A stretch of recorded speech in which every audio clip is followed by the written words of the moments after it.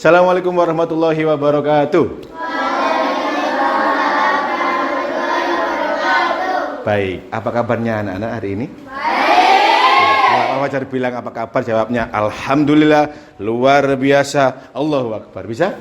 Oke.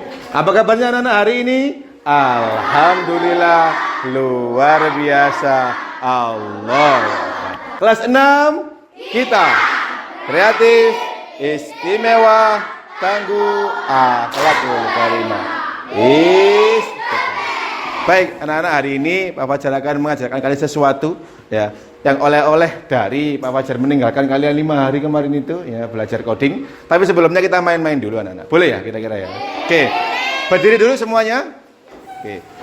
Permainannya namanya burung kakak tua ya. Tapi sebelumnya kita latihan dulu. Tangan kirinya seperti ini bentuknya, tangan kanannya telunjuk. Ya. Permainan ini kamu mainkan dengan cara berkelompok 4-4 ya, atau 5 boleh. Ya, melingkar gitu ya sama kelompok kalian gitu ya. 1 tangan kiri dulu. 1 tangan kiri. 2 tangan kanan. Ditempelkan ke jari yang dibuka temannya itu, telapak tangannya. Bisa? Coba lagi. 1 2. Ketika saya bilang 3, tangkap jarinya dan kalian juga menghindar. 3. Hop. Seperti itu. Baik, kita coba ya. 1 2 3. Oke. Baik, sudah bisa mainnya? Bisa mainnya? Baik, kalau bisa, kalau gitu kita laksanakan mainnya dengan lagu Burung Kakak Tua.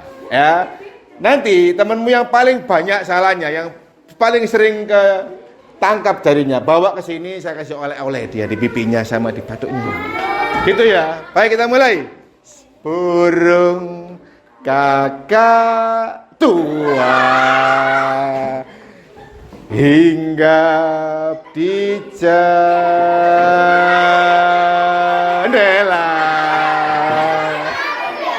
nenek sudah tua, giginya tinggal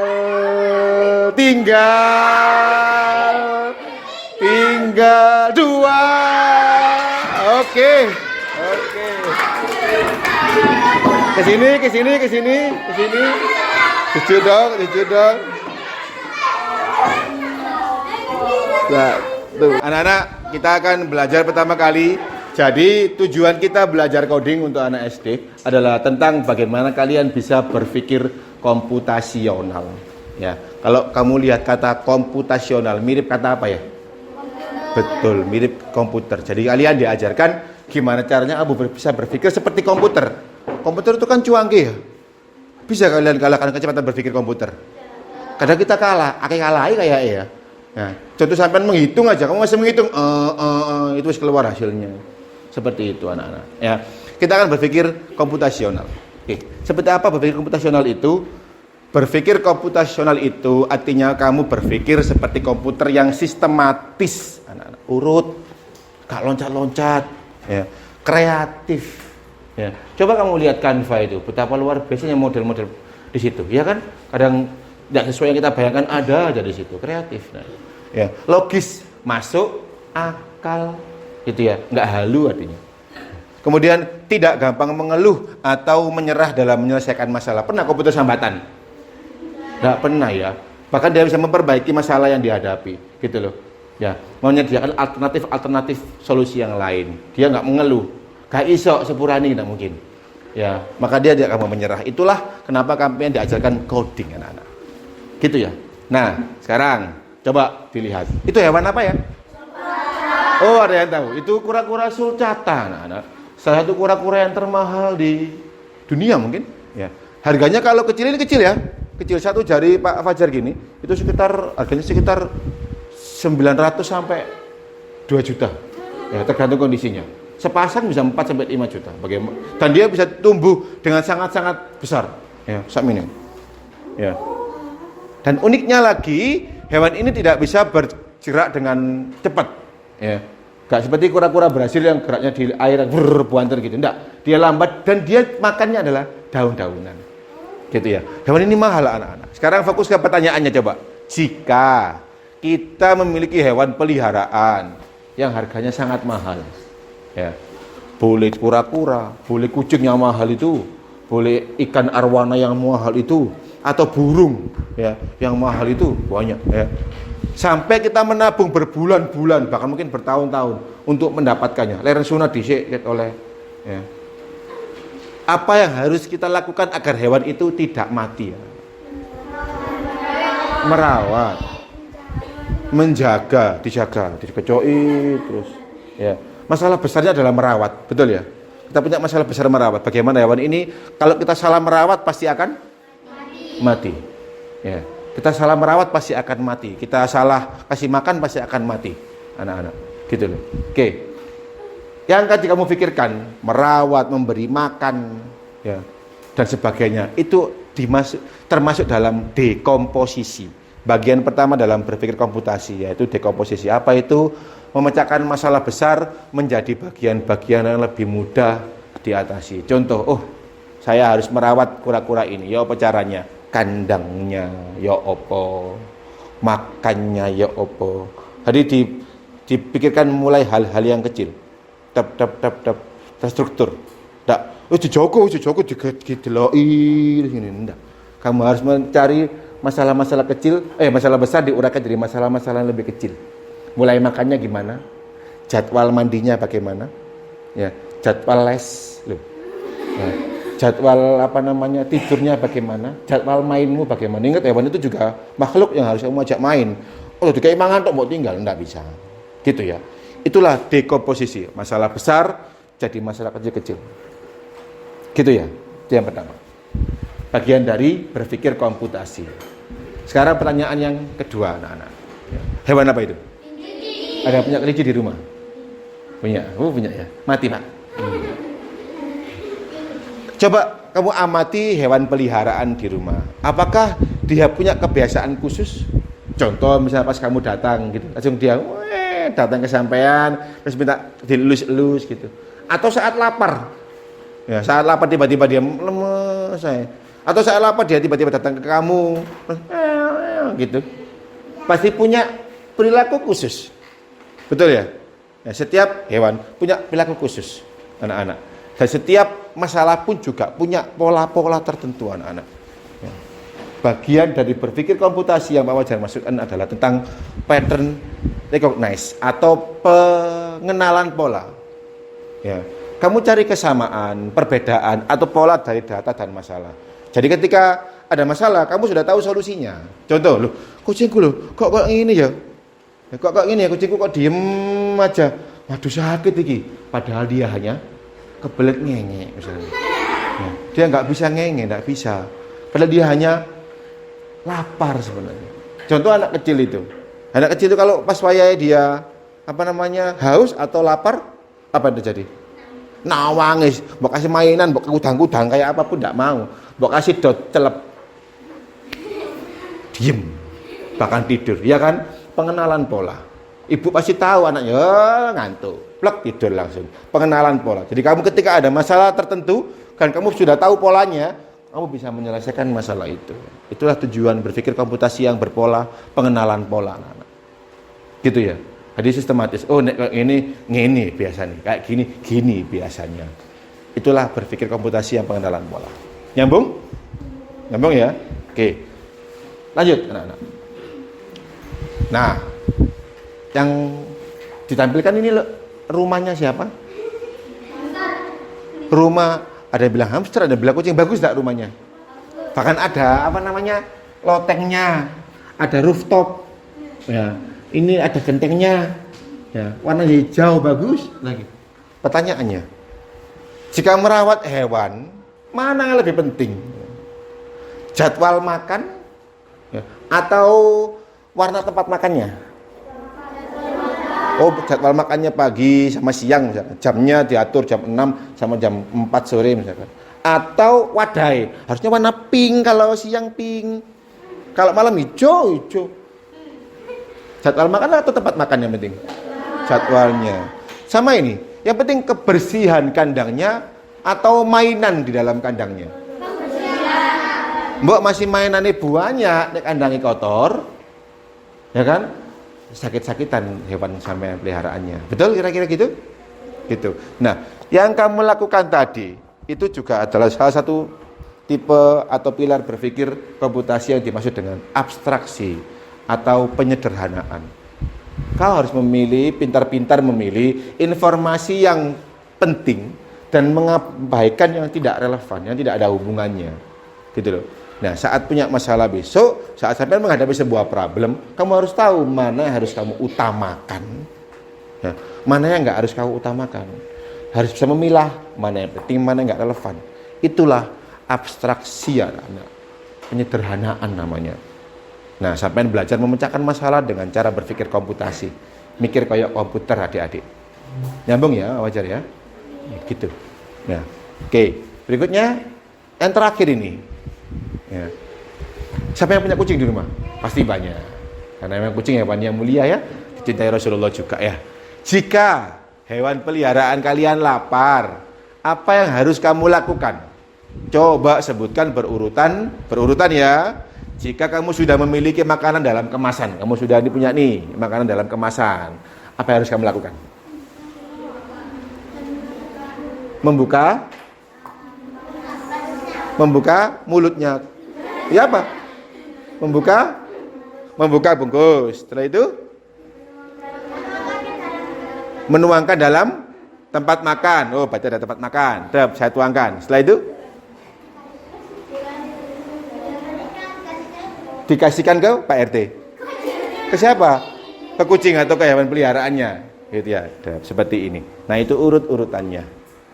Setiap masalah, setiap kegiatan itu akan berhasil kamu pecahkan sukses kalau kamu punya urut-urutan yang baik, sistematis. Kalau loncat wis pokoke, tak kayak kucing, pangan. Gitu. Ndak kamu bukakan, ndak kamu tuangkan, ndak kamu berikan. Atau kamu tuangkan aja buat dari mejongin, buat tinggal. Ya dia nggak akan tahu kalau ada makanan di situ. Kan gitu. Ya, maka ada urut-urutannya. Nah, urut-urutan tadi itu disebut juga dengan algoritma. Ya, yaitu menyusun urut-urutan langkah yang logis untuk menyelesaikan sebuah masalah. Eling-eling ya. Ada 4 langkah tadi. Ya, kita ulang sedikit. Ya. Yang pertama tadi dekomposisi. Masalah besar kamu sederhanakan jadi kecil-kecil. Oh, sebenarnya sederhana kok masalah ini gitu. Ya. Nah, kamu mikir masalah besar, waduh bingung sampai. Oh, saya mau ujian. Gitu ya. Apa langkah-langkah yang sampai harus ambil? Masalah kecilmu apa? Oh, saya kurang di matematika, saya kurang ini, saya kurang ini, saya kurang. Oke, gitu loh. Hati enggak dipikir yang besar terus. Ya. Berikutnya ada pengenalan pola. Ada pola-pola yang berulang yang bisa kamu kenali, yang sama, yang berbeda, gitu ya. Lanjut. Yang ketiga, disederhanakan. Artinya informasi-informasi yang penting kita saring, ya. Mana yang penting, mana yang tidak penting, mana yang relevan, mana yang tidak masuk akal, mana yang masuk akal. Gitu loh. Tak dipikir semuanya, tidak masuk semuanya, tidak. Gitu ya. Berikutnya adalah yang terakhir yaitu algoritma. Menyusun urutan langkah-langkah yang logis. Jadi urut logis. Nah, kali ini kamu sama kelompokmu, ya. Apa saja sudah siapkan LKPD. Ya. LKPD ini kamu harus menyelamatkan sebuah hewan peliharaan dari sebuah halangan. Gampang. Tapi kita akan kaitkan sama berpikir komputasi. Ya. Ketua kelompok?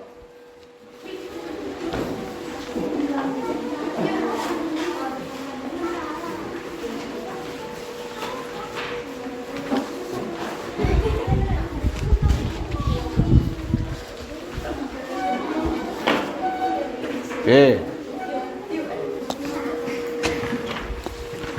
Baik.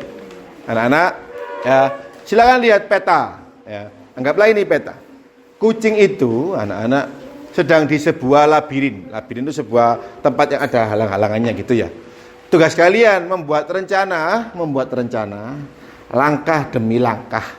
Ya, langkah demi langkah agar si kucing ini bisa sampai di rumahnya. Bahkan kamu tinggal gini aja. Ingat, kucing itu ada hadapnya. Ya. Kalau sampean bilang belok maju berapa langkah? Berapa kotak? Maju 1 kotak. Terus belok kiri. Ya. Ingat, dia masih hadap sana. Gitu ya. Belok kiri, seret. Belok kanan, tak belok kiri. Kamu cari pemecahan yang lebih mudah menurutmu. Alternatif yang lebih mudah menurutmu. Ingat, di baliknya itu juga ada tugasnya. Jadi, kamu membayangkan ini tugasnya di sini. Ya. Silakan kerjakan nomor 1 sampai nomor 3. Nanti sampai semua akan praktek di sini.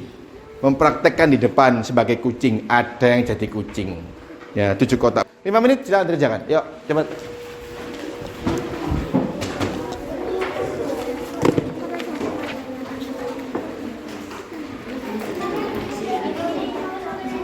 Itu di bawahnya ada. Di bawahnya ada keterangannya. Ya. Kalau silang berarti jalannya tidak bisa dilewati. Kalau kotak berarti bisa dilewati. Yuk, lanjut. Kerjakan.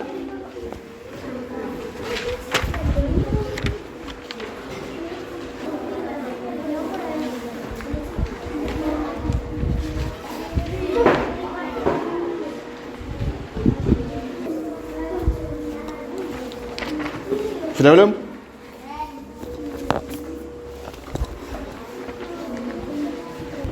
Nanti setiap kelompok presentasi di depan, dipraktekkan di sini. Ya, ayo, silakan. Ya, segera. Waktu kalian tinggal 2 menit.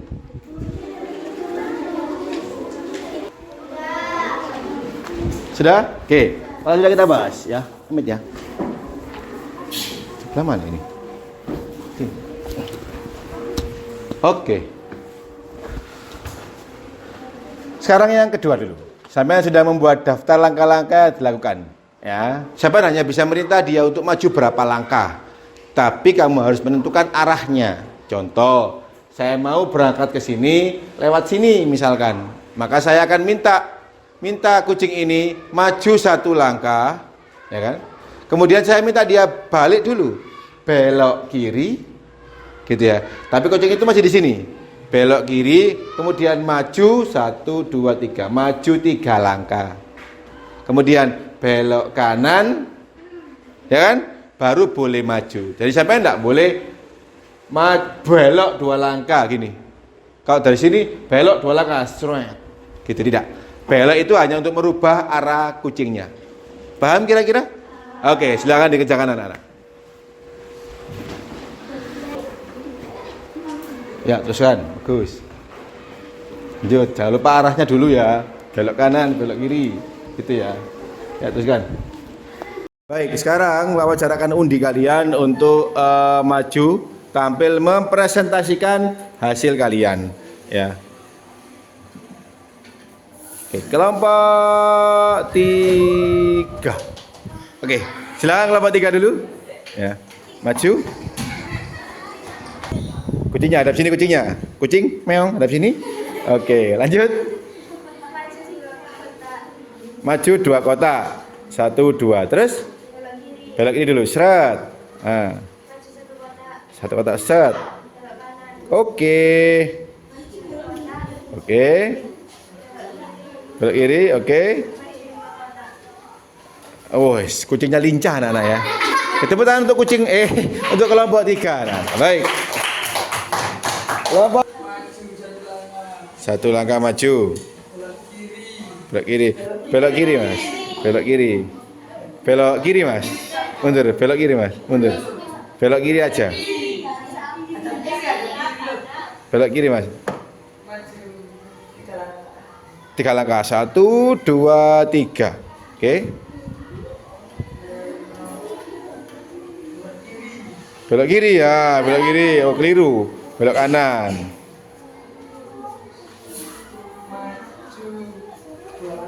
Satu, 2. Nah, kucingnya perempuan ya. Silakan kita arahkan kucing biru ini anak-anak. 1, 2. Belok kiri. Maju 1 langkah. Belok kanan, rating kiri ya. Oh enggak. Yang keras. 1. Oke, terima kasih kelompok 1. Oke. Belok kanan. Satu langkah. Kiri. Oke, kelompok 6, silakan. Barangkali pengen kucing tersesat boleh loh. Muter-muter enggak ya? Lah pengen cepet ya. Ayo lanjut. Maju satu langkah. Belok kiri. Oke. 1, 2, 3. Bagus. Belok kiri. 1, 2, 3. Belok kanan. 1, 2. Belok kiri. 1, 2, 3. Baik, tepuk tangan untuk kita semuanya.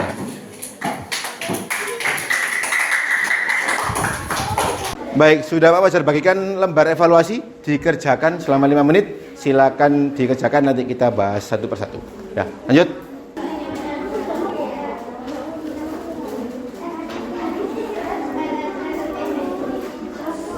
Oke, Pak Fajar terlupa ya, di soal 3 itu dilihat problem solving atau penyelesaian masalah ya. Seorang anak bernama Yosef ini kita lihat ya, maju satu kotak, kemudian dia belok kanan. Loh, macet tulisan. Ya. Maju satu kotak, dia belok kanan. Kita coba perbaiki algoritma yang diberikan Yosef biar jadi sampai kucingnya di rumah ya. Sebentar ini kok error. Oke. Terus ini belok kanan betul apa enggak kira-kira? Harusnya belok kiri, BE, terus BQ, terus belok kiri terus maju 3 kotak. 1, 2, 3, betul? Betul ya, MA ya. MA3, terus belok kanan, betul belok kanan. Betul ya, BK, terus